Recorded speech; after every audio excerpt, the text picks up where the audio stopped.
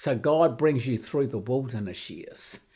He brings you through the wilderness years when you have to believe God for your food at times. You'll have to believe God for water.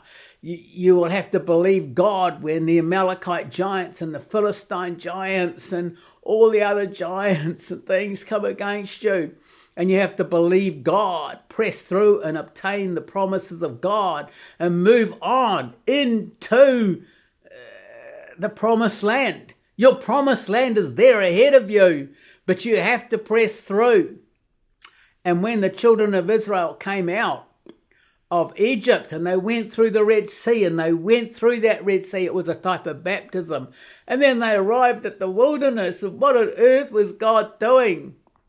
Many of them lusted in the wilderness. They lusted for the flesh. And they went up, Moses went up to get the 10 Commandments, and he heard this massive noise coming from the camp. And what on earth is this? And the children of Israel had risen up to play. And they were all having sex and having a big fun time. And he came down, and many of them died that day.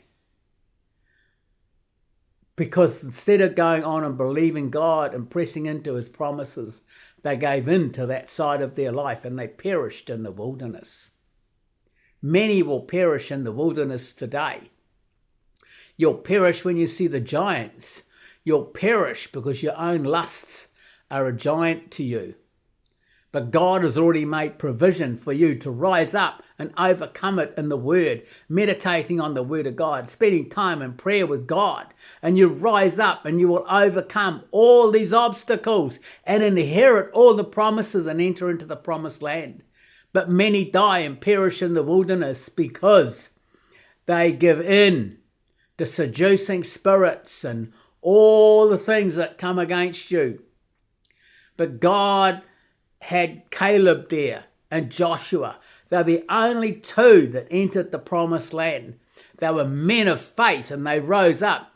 You see, Othniel, Caleb's nephew, he grew up under Caleb, learning how to deal with giants because Caleb was the one that always had the promises of God. He never wavered. And when Caleb entered the promised land, he asked for the hill of the Anakim. The Anakim were the biggest giants.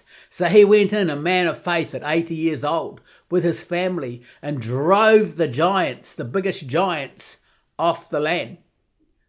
Those giants had been fallen angels that had come down and had children to women.